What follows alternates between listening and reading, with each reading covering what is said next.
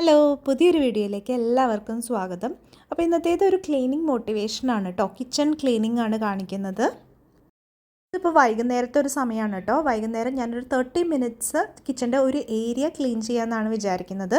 അപ്പോൾ deep cleaning ഒന്നും ഇപ്പോൾ കുറേ ആയിട്ട് നടക്കുന്നില്ല. അപ്പോൾ ഞാൻ പയ്യെ പയ്യെ ഒന്ന് ക്ലീൻ ചെയ്തെടുക്കാമെന്ന് വിചാരിക്കുന്നത്. ഇപ്പോൾ സമയം 5:55 ആയിട്ടുണ്ട്. ഒരു 6:30 കൂടിയൊക്കെ ക്ലീനിങ് സ്റ്റോപ്പ് ചെയ്യണമെന്നാണ് വിചാരിക്കുന്നത്. അപ്പോൾ എന്തായാലും എനിക്ക് ഫുൾ കിച്ചൺ ക്ലീൻ ചെയ്തെടുക്കാൻ പറ്റില്ല. അപ്പോൾ കിച്ചൻ്റെ ഏതെങ്കിലും ഒരു ഏരിയ ക്ലീൻ ചെയ്യാം.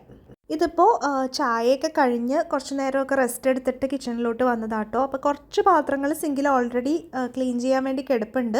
അപ്പോൾ ഞാൻ അതൊന്നും ക്ലീൻ ചെയ്യാതെ ഈ ഒരു കാര്യം ചെയ്ത് തീർക്കണം. കാര്യം ഒരു 30 മിനിറ്റ്സ് ഉള്ളൂ. അതിന് ശേഷം പിന്നെ പ്രെയർ ടൈം ആവുമല്ലോ.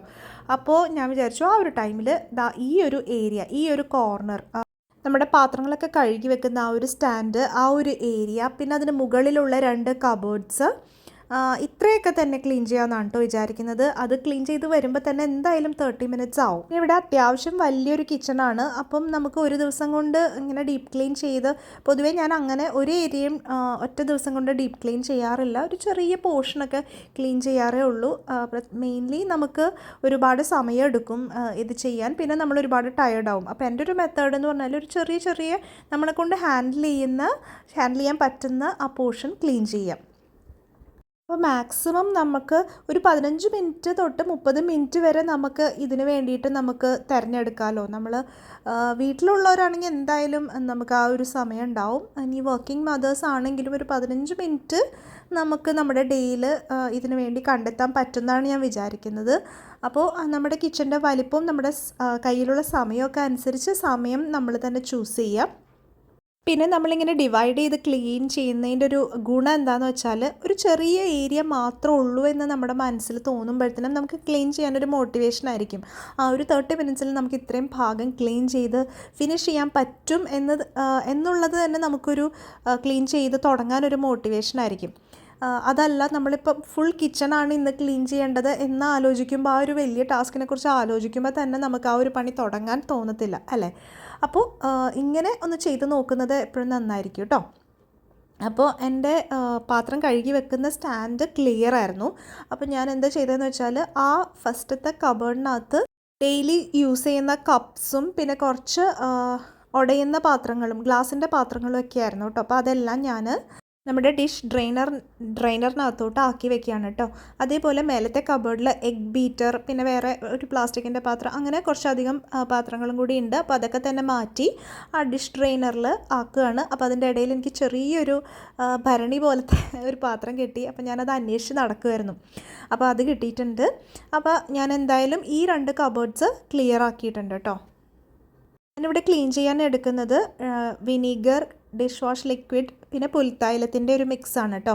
അപ്പോൾ അത് ഞാൻ ജസ്റ്റ് ഒന്ന് സ്പ്രേ ചെയ്ത് കൊടുക്കുകയാണ്. സ്പ്രേ ചെയ്തതിന് ശേഷം ഉള്ളിൽ ഞാനൊന്ന് നന്നായിട്ട് തുടച്ചെടുത്തു. പിന്നെ ഒരുപാട് സമയമൊന്നും അങ്ങനെ തുറന്നിട്ട് ഡ്രൈ ആക്കാനൊന്നും ഇല്ല.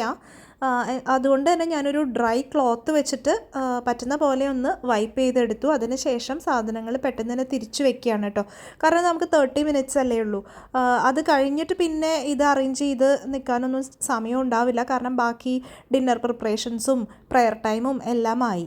അപ്പോൾ ഞാൻ എഗ് ബീറ്ററിൻ്റെ ആ ഒരു ബോക്സും പിന്നെ ഒരു പ്ലാസ്റ്റിക് ഡ്രെയിനർ പാത്രവും എല്ലാം ഞാൻ തിരിച്ചു വെക്കുകയാണ് കേട്ടോ. അപ്പോൾ മേലത്തെ 2 കബേർഡ്സ് ക്ലീൻ ആക്കിയിട്ടുണ്ട്. അപ്പോൾ ഞാൻ സാധനങ്ങൾ പയ്യെ തിരിച്ചെടുത്ത് വെക്കുകയാണ് കേട്ടോ. പിന്നെ കിച്ചൺ ക്ലീനിങ്ങിൻ്റെ കാര്യം പറയുകയാണെങ്കിൽ നമുക്ക് ക്ലീനിങ് പലപ്പോഴും തുടങ്ങാനുള്ളൊരു മടിയാണ് കേട്ടോ. നമ്മളിത് തുടങ്ങി ചെയ്ത് വരുമ്പോൾ നമുക്ക് തനിയെ ഒരു മോട്ടിവേഷൻ നമുക്ക് ലഭിക്കും. പിന്നെ ആ സ്ഥലം ക്ലീനായി വരുന്നത് കാണുമ്പോഴത്തേനും വല്ലാത്തൊരു സന്തോഷം തോന്നും.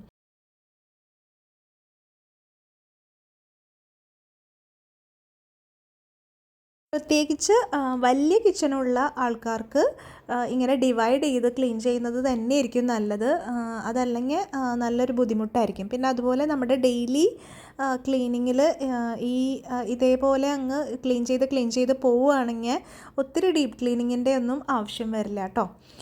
അതേപോലെ വെർട്ടിക്കലായിട്ട് എനിക്ക് ഓർഗനൈസേഴ്സ് ഉണ്ട്. അപ്പം ആ ഒരു ഏരിയയിൽ വെച്ചേക്കുന്ന ഞാൻ പെട്ടെന്ന് എടുക്കുന്ന കപ്സ്, ഗ്ലാസ്സസ് അതൊക്കെ ഒരു ഓർഗനൈസർ ഉണ്ട്, ഷെൽഫ് ഓർഗനൈസർ. അപ്പം അത് ഇടയ്ക്കിടയ്ക്ക് എടുത്ത് ക്ലീൻ ചെയ്തില്ലെങ്കിൽ ഇങ്ങനെ ഫുൾ ടൈം വെള്ളമൊക്കെ ആവുമല്ലോ. അപ്പം ഞാൻ ജസ്റ്റ് അതൊന്ന് നന്നായിട്ട് ക്ലീൻ ചെയ്തെടുക്കുകയാണ് കേട്ടോ. അപ്പോൾ ഇത് കുറേ നാൾ യൂസ് ചെയ്തിട്ട് ഇതിൽ അത്യാവശ്യം ചെറിയ രീതിയിൽ അതിൻ്റെ പെയിൻറ്റൊക്കെ പോയിട്ടുണ്ട്. പക്ഷെ വലിയ കുഴപ്പമില്ല. ഞാൻ എന്നെക്കൊണ്ട് പറ്റുന്ന പോലെ നല്ലപോലെ തുടച്ച് വൃത്തിയാക്കിയൊക്കെ എടുക്കുകയാണ് കേട്ടോ.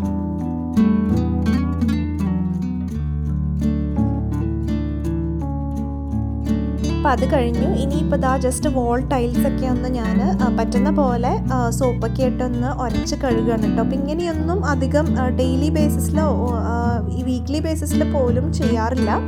അപ്പം അതിൻ്റേതായിട്ടുള്ള ഒരു ഭംഗിക്കുറവ് ഉണ്ടാവാറുണ്ട് കേട്ടോ. അപ്പോൾ ഞാൻ ഇങ്ങനെ നമുക്ക് സമയം കിട്ടുമ്പോഴൊക്കെ ഇങ്ങനെ ചെയ്തെടുക്കുവാണെങ്കിൽ അത് കുറച്ച് നന്നായിട്ടിരിക്കുമല്ലോ. പിന്നെ ഇവിടുത്തെ ടൈൽസ് എന്ന് പറഞ്ഞാൽ മാറ്റ് ഫിനിഷ് ടൈൽസാണ്. ശരിക്കും ഗ്ലോസി ടൈൽസാണ് ക്ലീൻ ചെയ്യാൻ എളുപ്പം. മാറ്റ് ഫിനിഷ് ടൈൽസിൽ പൊതുവേ അഴുക്ക് വന്നാൽ കുറച്ച് പാടാണ്. അപ്പം നമ്മൾ കുറച്ച് കൂടുതൽ എപ്പോഴും ക്ലീൻ ചെയ്തുകൊണ്ടിരിക്കുമ്പോഴാണ് മാറ്റ് ഫിനിഷ് ടൈൽസ് ക്ലീൻ ആവുക എന്നാണ് എനിക്ക് ഫീൽ ചെയ്തിട്ടുള്ളത്.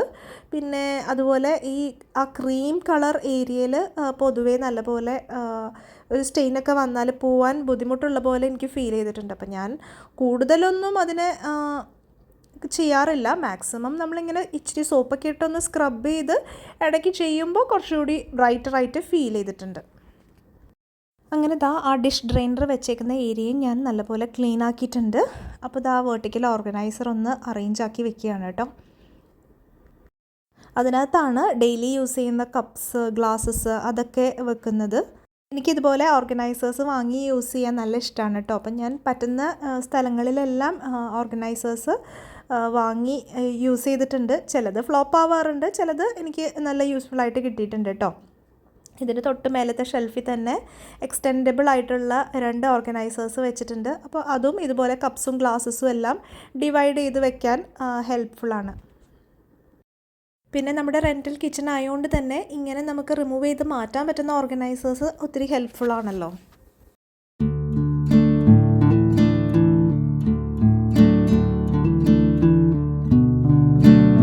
ഇതൊരു DIY കിച്ചൺ ഡെക്കോറാണ്. അതായത് മോൻ ചെറിയ ക്ലാസ്സിലായിരുന്നപ്പോൾ അവന് കിട്ടിയ ഒരു സ്ലേറ്റാണ് കേട്ടോ.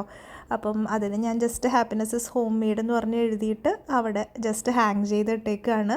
കുറേ നാളായിട്ട് എനിക്ക് തോന്നുന്നു 2 വർഷങ്ങളൊക്കെ, എത്രയോ വർഷങ്ങളായി അത് അങ്ങനെ തന്നെ. ആ ഒരു റൈറ്റിംഗ് പോലും ഞാൻ ചേഞ്ച് ചെയ്തിട്ടില്ല.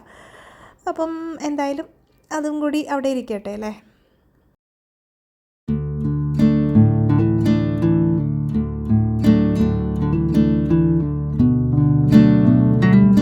ഈ ഒരു ചെറിയ പോർഷൻ്റെ ക്ലീനിങ് ആണ് കേട്ടോ ഇന്ന് ചെയ്തത്.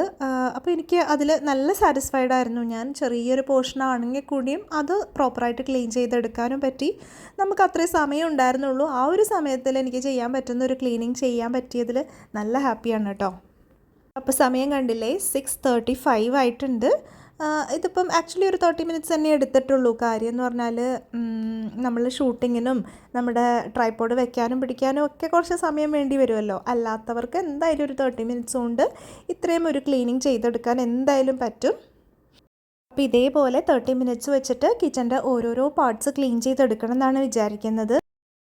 ഒക്കെ കഴിഞ്ഞ് ജസ്റ്റ് ബാൽക്കണിയിലോട്ട് ഇറങ്ങിയപ്പോൾ നല്ലൊരു ക്ലൈമറ്റ് ആയിരുന്നു കേട്ടോ. അപ്പോൾ ഒരു പ്രത്യേക ഒരു ഹാപ്പിനെസ്സും തോന്നി. നമ്മളൊരു കാര്യം ചെയ്തു കഴിഞ്ഞാൽ നമുക്കൊരു ഹാപ്പിനെസ്സും ഉണ്ടാവും. പിന്നെ അതുപോലെ നല്ല ഭംഗിയുള്ളൊരു പുറമേ കാഴ്ചകളും കാണുമ്പോഴും നമുക്കൊരു ഹാപ്പിനെസ് ഉണ്ടാവുമല്ലേ. അപ്പോൾ ഇത് നോക്കി, ഇവിടെ നിന്ന് നോക്കുമ്പോൾ നമ്മുടെ സണ്ണിങ്ങനെ അസ്തമിക്കുന്നത് ശരിക്കും കാണാം കേട്ടോ. ഞാനപ്പം അത് താഴോട്ട് പോകുന്നത് വരെ ഞാൻ ഷൂട്ട് ചെയ്തിട്ടുണ്ടായിരുന്നു.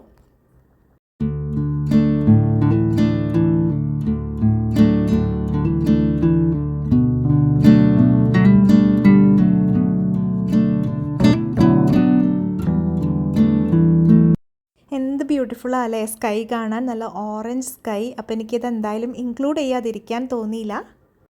അപ്പോൾ ഇന്നത്തെ വീഡിയോ നിങ്ങൾക്ക് ഇഷ്ടപ്പെട്ടിട്ടുണ്ടെങ്കിൽ ലൈക്ക് ചെയ്യുക, കമൻറ്റ് ചെയ്യുക, അതുപോലെ ചാനൽ സബ്സ്ക്രൈബ് ചെയ്യുക. അപ്പോൾ പുതിയൊരു അടിപൊളി വീഡിയോ ആയിട്ട് ഉടനെ കാണാം. അതുവരയ്ക്കും ബൈ.